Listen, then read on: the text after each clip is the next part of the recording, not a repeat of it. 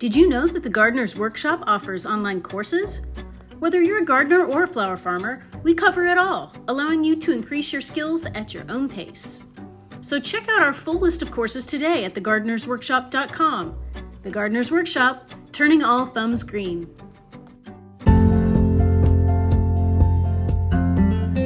Hey friends, welcome to another episode of the Field and Garden Podcast. It's your friend Lisa Mason Ziegler, and I really appreciate you choosing to take a listen today. And friends, what an episode we have today. It never fails that every time I get some one-on-one time with my flower farming friends and have a chat, that I come away learning and tips and information that just floor me. So even after me farming for almost 2.5 decades, I learned so much with the talk that I had today with Dave Dowling on Snapdragons. Such an important crop, such a significant crop, and I can't wait for you to listen in on our conversation. I am going to let us now pause to have a listen to Dave Dowling and I chatting about Snapdragons.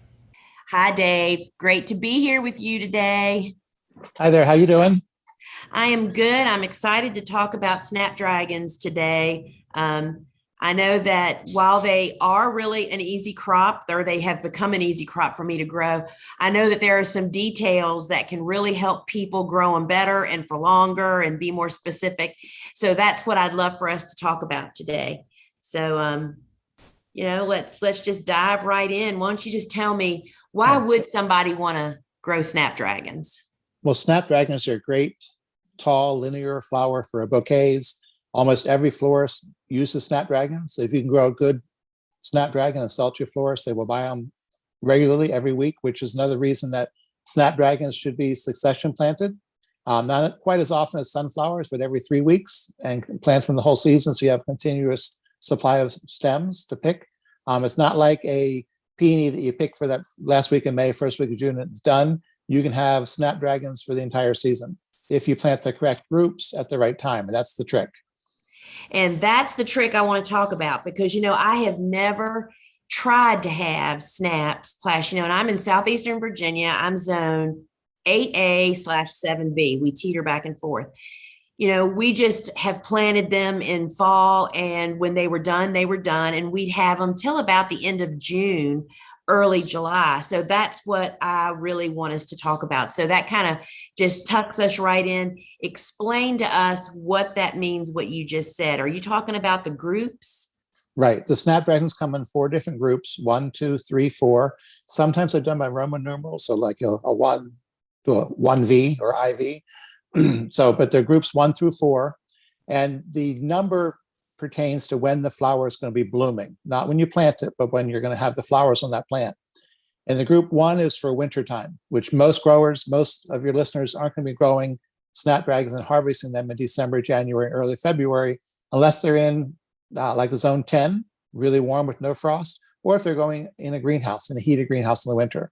But a group 1 is for flowers that are going to be winter and very early spring blooming. So one of the common varieties that are group 1 is Maryland Snapdragons. Comes in lots of colors. It's a series that's been around for 20 or 30 years. They're just a tried and true Snapdragon that works great. But if you try and grow a Maryland Snapdragon in the heat of July and August or even May, it's just too hot. So it's going to be really short. The flowers, if they do bloom, the flowers may spread way out on the stalk, so it's just not going to look right. So you don't want to grow it in the summertime. They like the cool weather and the shorter days. It's the day length that makes the biggest difference. So they're for the winter. Can I ask you this about that because I know this is going to get deep really quick. So if you grow Marylands, so let's just say they're fall planted out in the field. So they're going to be an early bloomer like Chantilly. Is that fair to say? If you do a Maryland in the field to overwinter like a cool flower, it's going to be one of the first ones to bloom in the spring. Okay. And then do not expect them to rebloom if you pinch them or cut them back because it's just too hot for them in the summer. Okay. And I know you do a lot of Snapdragons. You do them over winter as a cool flower, which that's fine for the early spring blooms. But then if you want Snapdragons good in June, July, August, and September, you need to plant new plants throughout the spring and summer. All right. So what's group 2? Group 2 is for late winter and spring. So in other words, the groups usually overlap a little bit. If you were to look up in almost any seed catalog, it's going to tell you the group number after the Snapdragon name. And it might say 1, or it might say 1-2, 2-3, 3-4, or just any individual number. So some of the Marylands are just group 1. They're best for December, January blooming. Some are 1-2, which are kind of borderline. They can do both group 1, which is December, January, or they can do the January, February, or March. But they're not going to like it once you get into April into late spring. It's just too warm for them. All right. So what is group 3? Group 3 is late spring and fall, because you figure the day length is about the same in March as it is in, I think, October, 6 months later. So the plants don't know whether it's March or April, except for plants are smarter than we think. They can tell when the days are getting longer or the days are getting shorter. Just like when a chrysanthemum blooms, it knows the days are getting shorter, it's time to bloom. Right. The snapdragons also know that, but there's a day in the spring and a day in the fall that have the same length of day. So that snapdragon that does a group 3 or a group 2 can do early spring or fall. They kind of can go either one. But the 3s are more for the fall and late spring, and the 2s are for late winter and spring. And then you got the group 4, which is one for the summer, which most people would grow if they're going out in the field. Those would be things like Rocket, which has been around forever. The Potomac series, Opus is another series that likes the long, warm days of summer.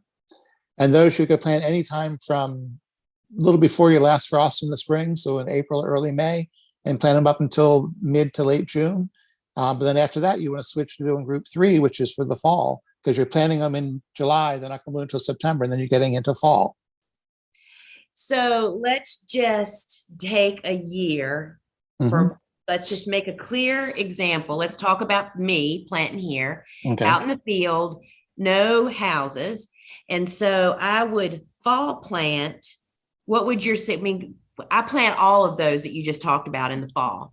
And you then plant them all in the fall. Get a succession. So we plant everybody in the fall. And so when if you're warm enough, you can't do that in zone 5 and 4. It's just too cold for them. Okay. So you got to have a semi-mild winter, like a figure of zone 7. So if you're colder than that, you can do it into a tunnel. But colder than zone 7, they're not going to overwinter out in the field. It's just too, when it gets down to 0 in the winter, it's just not good for the snapdragons. Okay. So they're just not happy. They're not happy. Okay. All right. So I fall plant what I'm going to fall plant. Then what you're suggesting is that out in the field, what group would I plant? When would I plant the next group in very early spring in the spring, get later after those fall planted bloomings are done to kind of create a succession? Then you can, if you're growing in a tunnel where you've got warm enough for them to grow, do a group 3, probably in early March. And that would be flowers for 10 to 12 weeks later. And when I say early March, it's planting out the transplant. You wouldn't direct sow snapdragons. They're too small. You always start with plugs, either buy them or grow your own. So you start with a group 3, which is going to give you flowers in really late spring. Right. And then by April, late April, early May, you might be planting group 4, which is your Potomac, Opus, and other summer-loving, heat-loving ones. Okay. And those can be blooming for you then again, 10 to 12 weeks later after you plant them, which is blooming in June, July, and August when it's hot. The days are longer. And then you'll switch back to group 3. Right. That makes sense. Back to group 3, or you also do group 2, but group 3 is better for fall. Planting in late July, early August, and those can get you flowers into the fall. That is going to clear the air for so many people. Right. And but now then there's some snapdragons that don't give a group. The 2 open face ones, Chantilly and Madam Butterfly, don't have a group, but figure them as a group 2, 3. But I think it's the Madam Butterfly can take the summer heat a little bit better. Chantilly does not like the summer heat. They usually die out and just sit there all summer. Yeah. Yeah. They don't like the heat. They don't like the heat, the long days. All right. So that's the group explanation. And that is I'm sure people are going to be listening to that over and over and over again, trying to figure out what how to actually do that. So let's talk about varieties for a moment. I Mhm. mean, do you have any favorites? Or I mean, it sounds to me like we just need to grow a variety of different varieties to have Right. different bloom times. Exactly. You pick the colors you want, and then pick the variety that's the right group, and then the variety within that. So in other words, you can do, you always want to have seasonally appropriate colors. So you don't want to be growing a lot of orange and red ones for June. Those are Right. September, October colors, fall colors. So you want to make sure that you change your colors throughout the season of what you're planting, so you have the right color blooming at the right time. You know, if you can get a Mother's Day crop, you want reds and pinks and whites. You don't want orange for Mother's Day. Right. Orange is for September. Yellow is a spring flower and also in the fall. So you just want to use the right color at the right time of the year.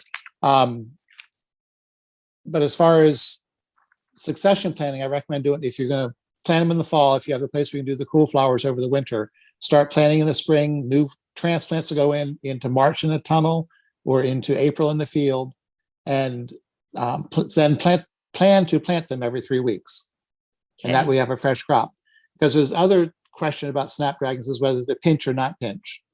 Yes. Commercially, they don't get pinched. They're grown as a single stem, one really big, thick, tall stem, sometimes 4 feet tall. And as you know, the taller the stem is, the more you can sell it for, the higher the price is. Right. Even though the florist or the customer may cut it down to be 12 inches, if you can sell them a 30-inch snapdragon, you'll make more money off of it. But there are people who pinch the snapdragons as a seedling when they plant them out, which then gives you maybe 4 or 6 stems per plant. But usually not quite as tall and as big as a single stem. The other thing you can also, when you grow as a single stem, you can cut it and leave a short stump, a 2 to 3 inch stump. And that's basically a really hard pinch. Then you sometimes get good second growth if you're still within the right group.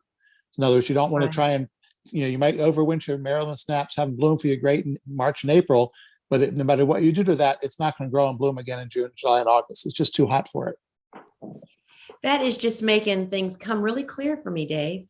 Okay. I mean, you never get too old to learn new things. Right. But as far as varieties, there's 2 good ones for winter. We talked before about Maryland. Then there's a variety called Cool. So you get cool weather, they like cool. And then in the summer, you got 3 easy ones. Remember, Potomac, which is the summer, Opus, which is for summer, and then Rocket, which is also summer. Right. And all of those also have colors listed as 3-4 as far as the summer ones. So then you can also use those for spring and fall, the ones that are listed as 3-4. If it's straight up just 4, it's only going to do well blooming in the long days in the heat of the summer. Oh my goodness. All right. So here's probably another loaded question. What spacing would you recommend for growing snaps? Is that again, like, are you trying to get one single big stem or to encourage branching? Does that affect that? Right. If you're growing them as a single stem plant that you're not going to pinch, I recommend planting 3 seeds in every soil block or every cell of the plug tray. So then you plant out 3 plants together in every 6-inch square of the support netting. Snapdragon should always have support netting. If you grow in the field without it, chances are you can get a storm that's going to blow them over. And snapdragons are geotropic, means they grow against gravity, not toward the sun. They grow toward the sun some, but definitely against gravity. So you have a plant that leans over and leans at a 70-degree angle. The end is going to curl upright, and no matter what you do, you can't get that kink out of the stem. Right. So it's really important to have support netting. So if you're growing them as a single stem, you're aiming for 12 plants per square foot, which is 3 plants per square of the support netting. So if you're going to pinch them, if you're planning to pinch them in advance when you first transplant them out, which recommend planting them, wait a week or 2, and then pinch them to give them a little time to recover from the transplant before you do the pinching. Then you plant 1 plant per square of the netting. If you know you're going to pinch. Right. All right. So what kind of feeding program do you recommend with snaps? They definitely do need fertilizer, and I'm going to have to look in the book here real quick and double check on the actual amount. But you definitely want to use fertilizer.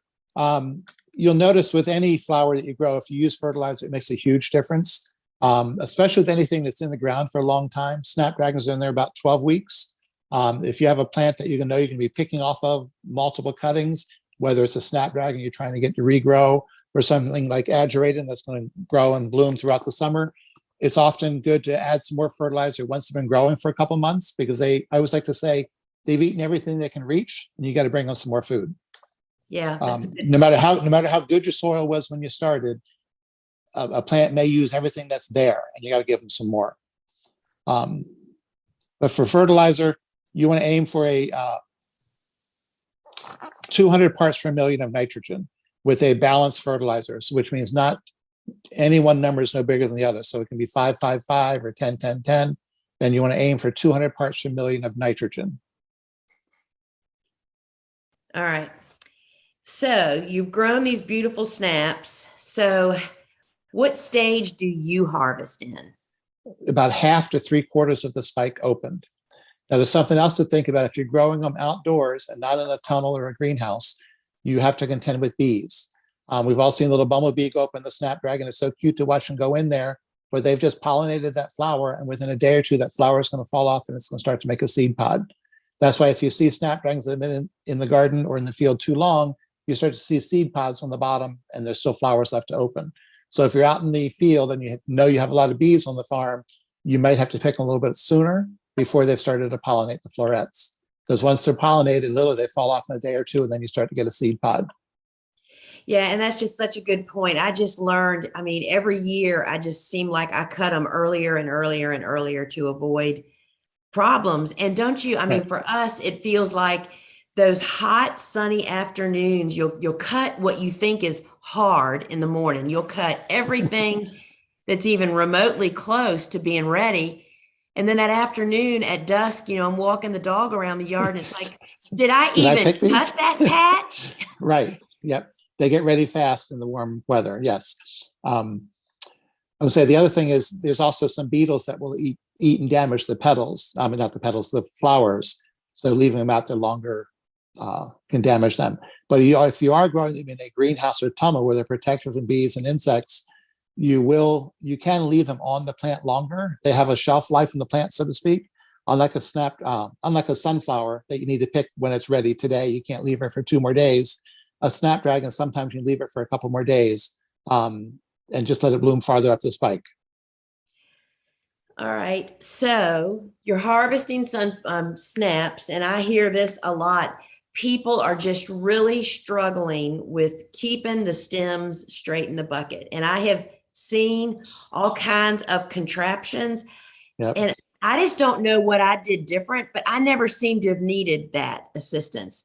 I mean, did you use anything in your buckets to keep the stems straight? I didn't use anything in the buckets, but I had really tall buckets. I had some 6-gallon buckets that were about 4 or 5 inches taller, and you basically fill the bucket so they can't lean over. Or if the bucket's not full, you put it in the corner of the cooler and lean the flowers up against the corner so they stay upright. Because as soon as they lean over just from one side of the bucket to the other, that's going to curl up. And once they curl, there's no uncurling them. Yeah, there's nothing like coming out and finding multiple buckets that were a little crooked in the bucket. The stems weren't straight up and down. And there's no fixing them. And all the tips are curled now, right?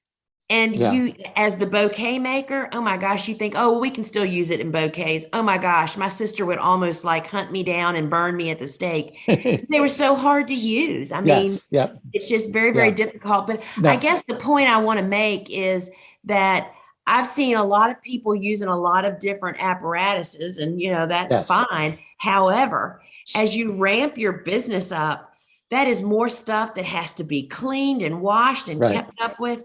There really is ways to not have to need that. And I just never had to go there. I mean, I've even seen somebody, I can't think of who it was. It might've been the people that make the Percona boxes, have a grid work that they put over. I think that those are made for Gerber daisies, right? To hang Gerbers on. But people are using them for other uses. And if the buckets are filled properly and full and tall enough, that's the biggest thing. The buckets got to be tall enough. How many short buckets have you seen that the flowers are just splayed out? And not only does it look really bad, it can definitely affect the quality of your stems. So, all right. So we've harvested our stems as, earlier than we probably think that we should. We're going to keep them straight in the bucket at all expenses. So what cooler temperature do you think snaps hold the best at? You want to aim at the 34 to 38 degrees. If your cooler is really accurate, go for the 34, but not if it wavers back and forth and it might freeze. So in other words, if your cooler, goes up and down, has a swing of 4 or 5 degrees, 34 degrees, you might swing down 4 degrees and they'll freeze. So that's why you want to know your cooler, whether it's really accurate and never gets too cold. But the 34 to 38 degrees is good. The other thing I'm going to point out is when you harvest them, you end up taking off most of the leaves, so that all the water goes to the flower. And so here's the other thing I wanted to ask was, do you find that Snapdragons keep their color in storage? They do for a little while, but then they do start to fade. What's a little while? What's a little while? Well, 2 or 3 days they're fine, but what happens is as the new flowers open, they don't have any color. And that's partly because there's no sugar in the water. So that's definitely something we're going to use a holding solution on them. But then they should have flower food once they're in the vase or getting ready to sell them. Otherwise, the Lisianthus does the same thing. Lisianthus in plain water, blue Lisianthus or purple, the buds will open up almost white without having sugar or flower food in the water. And so that'll be the other thing that we just didn't even talk about. So what is the conditioning? I mean, I know that we use CVB tabs, the chlorine tablets in all of our harvest buckets, just as a general practice. And then we move into holding solution if we have to hold them, or holding solution would go to our florist in their buckets packs, because they're going to hold them until they sell them, with ultimate use of fresh flower food. Did you find that to be the best practice? Yep. Like with any flower, clean water is the most important thing. So start with clean buckets. Use the chlorine tablet's great to sanitize your water, especially if you're on well water, because you may think your water is clean, but it's really not as clean as you think, because that really makes a difference. Then use the holding solution, which also helps keep the water clean and keeps out the bacteria, because bacteria is what does them in. Yeah. And you saying that about using it to clean the water, I think the most eye-opening experience I had as a young farmer is when I hooked up irrigation, and the irrigation had to have a filter because it was a slow drip, gravity driven.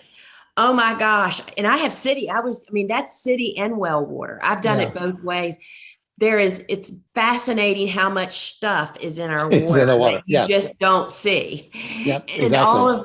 and that stuff is what clogs our stems up, right? I mean, that and microscopic stuff. One other thing I want to point out is that also because the Snapdragon is a spike flower, it is somewhat ethylene sensitive. Yes. So like delphinium, larkspur, all those.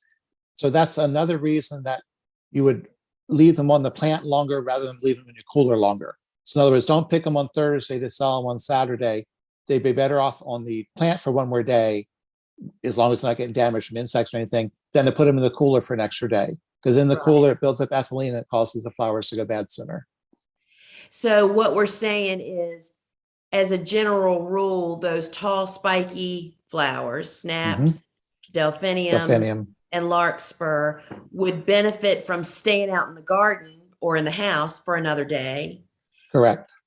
Then cutting it. So those would be great. I mean, that kind of helps even to spread your harvest out, if you're really pushed, it's to know that it's beneficial to do that. So, I found that it would really, really have been useful for me during my commercial years to have extended my snap offering, because our florist would have bought them every week. Exactly.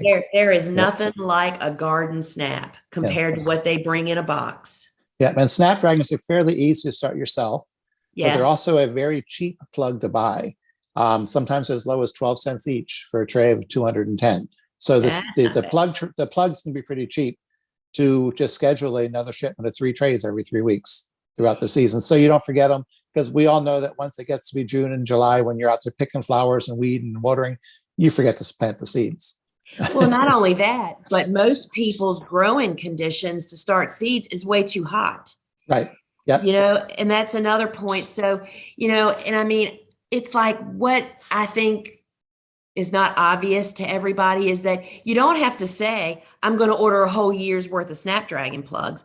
Okay, I'm going to order those times that it's more difficult. I'm either too busy or my conditions aren't good for me to start them. I'll start my own until April, and then we're going to start having plug trays show up. I mean, that is Right. like a smart business decision. Yeah. Yeah. in my Especially because, like I said, they're one of the cheapest plugs out there. Yeah, I mean that just makes such really good sense, and we sold Snapdragons, tons of them commercially. They were always very helpful in bouquets, but we even sold a lot of straight bunch snaps, supermarkets and at farmers market. They're just a pretty flower. Yeah. And lots of great colors. Pretty much Yeah. every color there is, everything but blue. There's purplish, red, yellow, orange, white. And, Every I color. really got a fascination with, I love Opus, the multicolored on one bloom. That's Yep. really a really beautiful one. And you just don't see it very often. And I don't even know if you even have you ever grown one called Snappy Tongue? Not familiar with that one. No. It's a later, it bloomed after Rocket for me. And it's almost like a part rocket with a part Madam Butterfly. The Okay. edges are kind of ruffled, but it's not a full double, but you can only get it in a mix. I've never been able to find it as a solid color. But people just love all of those different shapes of flowers and colors. Yeah. It's just a great flower to add to your lineup. Yeah. And I if think- you are, I was gonna say, if you are selling to florists, it's very rare that they would ever find the double Madam Butterfly or Opus, Madam Butterfly or Chantilly at the wholesaler. So they sometimes don't even know what it is. They've never seen it before. And that's a good point to bring up. So in my offering of those flowers, I mean, back when you and I were doing it, it was dinosaur days, right? So my florist customers didn't see pictures of the flowers I was selling. Right. They saw a printed list. I wouldn't even list necessarily the name of the Snapdragon. I listed them by color because they could really care less. I mean, and it confuses them. I think it's like, if I put peach or apricot snaps and I could put sometimes I even mixed whatever was blooming in that color, together in that to have shades. So I think that there's a lot of opportunity in snaps. And that's why I really wanted to talk to you, because I know the group thing is really, really confusing. I understand exactly what you're saying, but it doesn't just flow out of me like it flows out of you. Right. It's confusing, but very important. It's very, very important. And I think it would be just a really, really big help for people. So Dave, thank you so much for opening our eyes to Snapdragons more. Always great. Great to talk with you. Well, friends, I hope that the group numbers are a little clearer for you after having a listen to this chat that I had with Dave. And you know what, friends, this is a great example of the kind of teaching that Dave does in his online course, Bulbs, Perennials, Woodies, and More, that is in the Flower Farming School online series. You can learn more about Dave's course over at thegardenersworkshop.com. So folks, until we meet again, I hope you're enjoying the Field and Garden podcast. Ciao.